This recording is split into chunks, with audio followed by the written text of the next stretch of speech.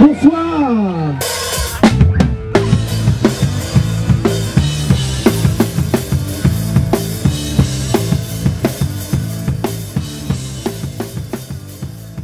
On est en train d'organiser le festival des guitares vertes, le 8e.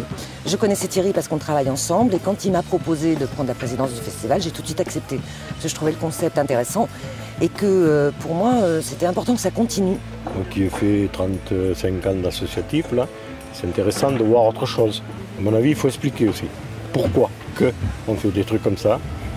Parce qu'on va vous dire, guitare verte ou autre chose, rien à foutre, mais c'est pas le cas. Alors le principe, l'idée, c'est de mettre de la musique dans notre petit pays Périgord vert pour le valoriser un petit peu. Et puis surtout pour offrir de la musique, pour offrir de la culture aux gens du coin qui sont obligés de faire quelques kilomètres pour pouvoir voir des concerts. En fait, la particularité du festival, c'est que c'est une initiative de travailleurs sociaux parce que pour nous, la culture et la musique, c'est avant tout une action sociale. Alors d'abord parce que sur nos concerts, on trouve toutes sortes de populations, des gens de tous les âges, de toutes les catégories sociales professionnelles. Ça permet de se rassembler. Effectivement, on essaye de faire participer le maximum de gens et des gens qui sont, on dit habituellement, exclus. Voilà. Et moi, je dirige un foyer qui accueille des mineurs, donc soit des mineurs délinquants, soit des mineurs qui sont protégés. Et en fait, c'est bien aussi qu'ils puissent se montrer socialement utiles. Et du coup, ça les revalorise eux aussi. De la même façon, les gens qui aident au montage de la scène viennent d'une communauté thérapeutique de Brantôme. Voilà, l'idée c'est un peu, oui, que ce soit un maillage social avec ceux qui d'habitude ne sont pas dedans. Que voilà, aujourd'hui c'est leur première journée, ils ont découvert le métier. Et puis moi je fais le pari qu'il y en aura au moins la moitié qui à la fin seront pas loin de pouvoir devenir intermittents du spectacle. Moi je suis régisseur général à l'agence culturelle. Je suis là depuis 4 ans. Sur l'ensemble du festival. Et avec Thierry, on coordonne un peu tous les deux au niveau de l'éclairage, des scènes qu'il lui faut. J'ai vraiment un peu d'appréhension, pas par rapport aux personnes, mais par rapport au fait d'accueillir des gens qui sont en réinsertion. Donc voilà, j'appréhendais, mais ça s'est très bien passé dès la première année. Et donc quand Thierry a renouvelé l'expérience, on est reparti. Voilà, vraiment on était heureux de faire partager ce métier avec eux. Donc nous on vient en tant que bénévole et on fait partie d'une communauté thérapeutique. Moi je suis éducateur technique spécialisé. Je travaille dans une communauté thérapeutique qui se trouve à Brantôme. Là ça fait donc 3 ans que nous participons aux guitares vertes. Alors notre travail c'est de travailler comme vous le voyez sur la régie, le montage du plateau et voilà, donc avec d'autres résidents qui ont aussi un problème d'addiction et qu'on soigne depuis un certain temps maintenant. On s'est rencontrés par hasard avec le directeur des guitares vertes parce que lui-même il est éducateur et nous avons décidé ensemble pourquoi pas de travailler ensemble sur les guitares vertes avec justement une équipe de résidents. Alors déjà d'une part pour leur faire connaître ce que c'est que le métier. Qu'est-ce que c'est de monter des scènes. Et puis à côté, donc là, plus l'aspect thérapeutique, pour vous dire franchement, c'est un petit peu de les confronter un petit peu justement au côté festif. Passer un moment de fête, et qu'est-ce que c'est de passer un moment de fête sans consommer. Donc c'est un petit peu l'aspect, donc un aspect thérapeutique. La plupart, ils ont réussi leur séjour, ils se sentent à l'aise dans leurs soins. Donc c'est vrai qu'on travaille là-dessus, et ça permet de renforcer davantage leurs soins. Voilà. Et on arrive à développer un aspect positif de ce festival. Franchement c'est motivant et puis de faire ça bénévolement, c'est gratifiant aussi pour nous puis pour les copains aussi. Il faudra que je leur pose la question mais apparemment ils sont dans le bain. On est bien encadrés. Ouais. J'ai tous les ans, à l'approche du festival, j'ai des anciennes personnes qui sont passées sur les scènes qui m'appellent pour me dire est-ce qu'on peut revenir, c'était un chouette moment.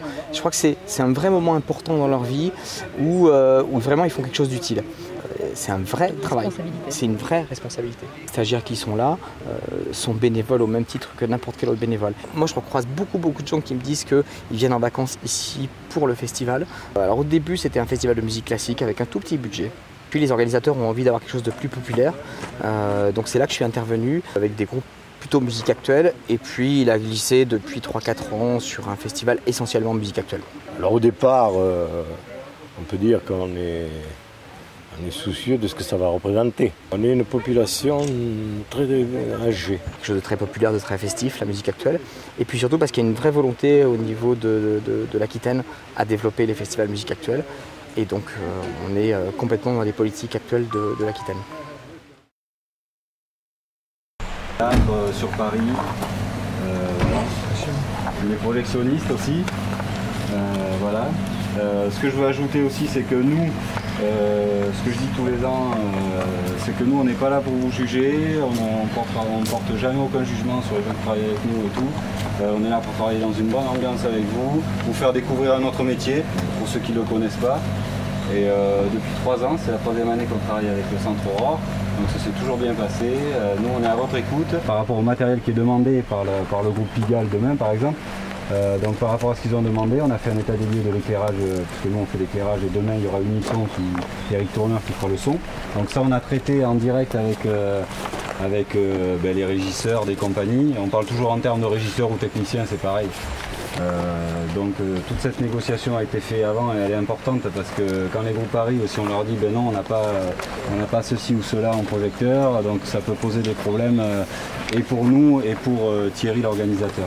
Quand le groupe arrive, c'est vraiment un moment de pression un peu pour tout le monde, parce que voilà, eux ils arrivent, ils veulent que tout soit prêt, faire la répétition, ce qu'on appelle en termes techniques les balances, et nous les réglages lumière, parce qu'on va aussi vous faire brancher des projecteurs, donc voilà, je ne les ai pas sortis, mais on a ce qu'on appelle des plans de feu, donc c'est des plans d'éclairage lumière qu'on a fait, donc vous allez découvrir ce que c'est un plan d'éclairage.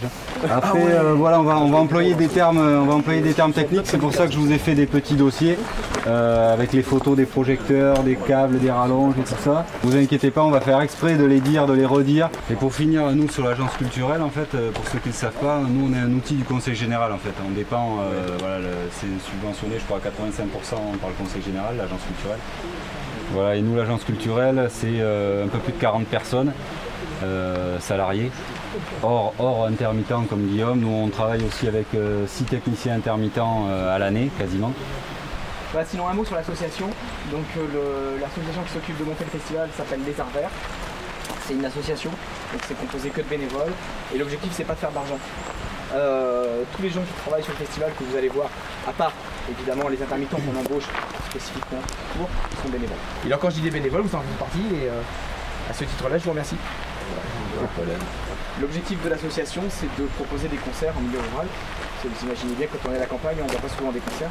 Donc on fait le choix on va chercher des subventions à Bordeaux, on va chercher des subventions à Périgueux, on va chercher des subventions un petit peu partout pour pouvoir monter des concerts comme ça. Le constat c'est que l'été les gens ils veulent être en plein air, ils veulent du festif. Donc on a un peu changé notre fusil d'épaule cette année, on n'a que des concerts festifs et que en extérieur. En gros le budget du festival il est entre 60 et 70 000 euros. Le prix d'entrée en fait c'est à peine 12% du prix réel du billet. Ça fait 5-6 ans qu'on se retrouve tous les ans, la même équipe, donc on se connaît bien et on apprécie tous à se retrouver. C'est ce que disait, je pense qu'il vous l'a dit, hein. C'est plutôt une bonne ambiance. Alors depuis le début, je dois dire qu'on a un soutien exceptionnel du Conseil général. C'est la première des choses. Nous on est partenaire cette année technique, on était déjà partenaire sur les précédentes éditions, sauf que cette année l'agence culturelle est partenaire techniquement et offre la technique aux guitares vertes. Ensuite, petit à petit et maintenant de façon très importante, les collectivités locales se sont engagées.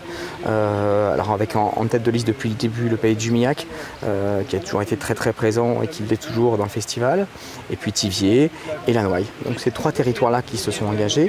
On met à la disposition le personnel communal, qui est toujours utile, et puis les bénévolats du conseil municipal.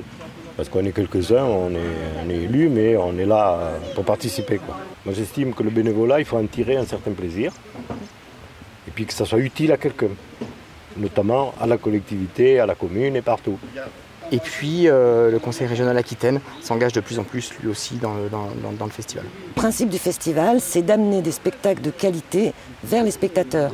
Comme on est dans un secteur très rural, on se déplace dans de tout petits villages et on amène des concerts de qualité auprès des spectateurs plutôt que ce soit l'inverse. Les statistiques qu'on a fait l'année dernière repèrent de façon très claire que les 3/4 de notre public se déplacent de 10 km. Alors, par contre, ça a un coût technique et financier énorme qui est compensé par les subventions. Mais je crois que là, on est vraiment dans notre objectif qui est d'amener la culture en milieu rural. Je pense que comme la programmation est faite par une seule personne, elle a une certaine couleur. Et du coup, le public sait à quoi s'attendre. Même s'il y a des choses qu'il n'aime pas, ça a quand même une tonalité qui est commune. Qu'à un moment donné, il faudra qu'on arrive, pour assurer la pérennité du festival, à salarier la personne qui l'anime. Parce que pour l'instant, tout tient sur le bénévolat. Et qu'on ne retrouvera peut-être pas un bénévole qui a les compétences nécessaires pour la poursuite de cette activité. Et qu'un festival qui arrive à 8 ans, c'est un festival qui est installé. S'il fallait tout recommencer à zéro, voilà, je pense que ce serait la mort de cette fête annuelle. Voilà. Et on espère que ça va continuer. Parce qu'on aimerait que ça soit tous les ans à Saint-Jory, mais il faut penser aux autres.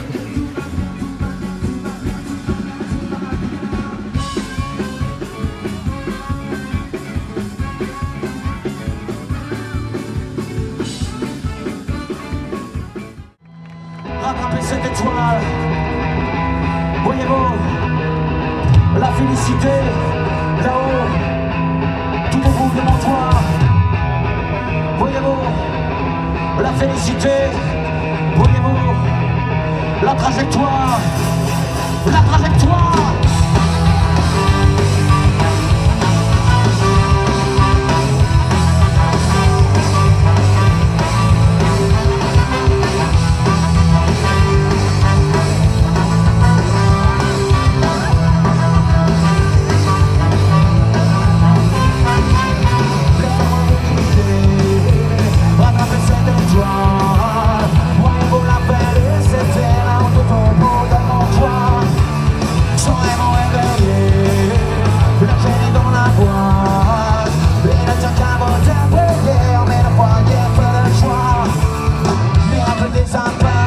Son rêve sauter dans la toile.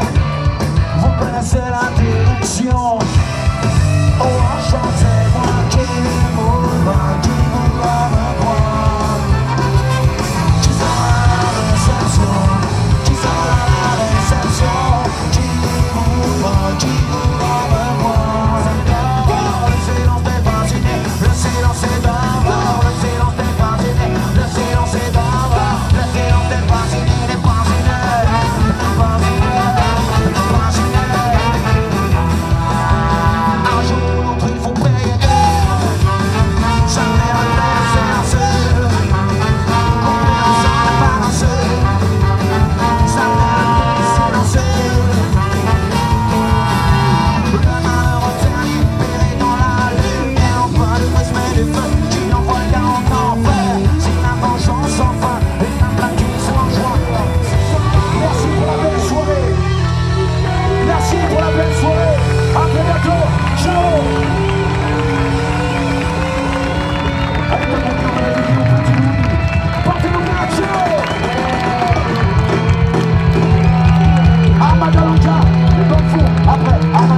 Merci à vous. Ciao. Merci, ciao.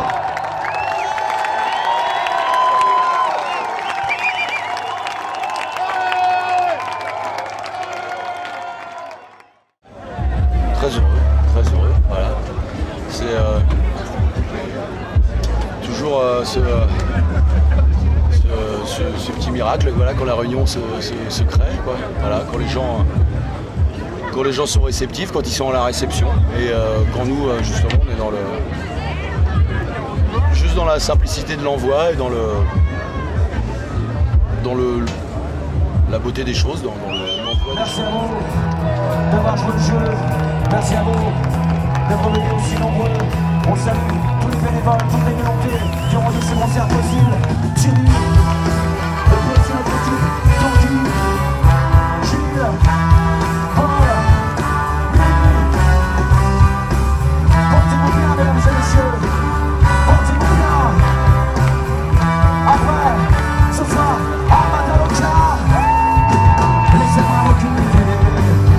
On a fait cette étoile. On est mon amour de mon nez. Je sens que pour vous, c'est un bon qui voudra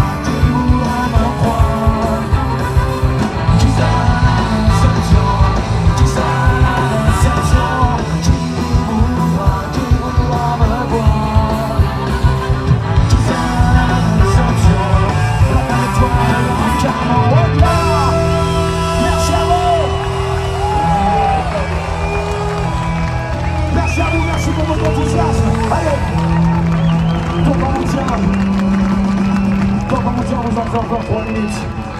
3 minutes encore de votre temps, 3 minutes. 3 minutes importantes, forcément 3 minutes. 3 minutes de votre temps, 3 minutes. 3 minutes forcément importantes. 3 minutes importantes, mesdames et messieurs. Libérez les dernières énergies. Après, le concert est pas fini, il y aura un Madalaka sur la scène. Si vous voulez, allez la chercher, elle est là, elle est là.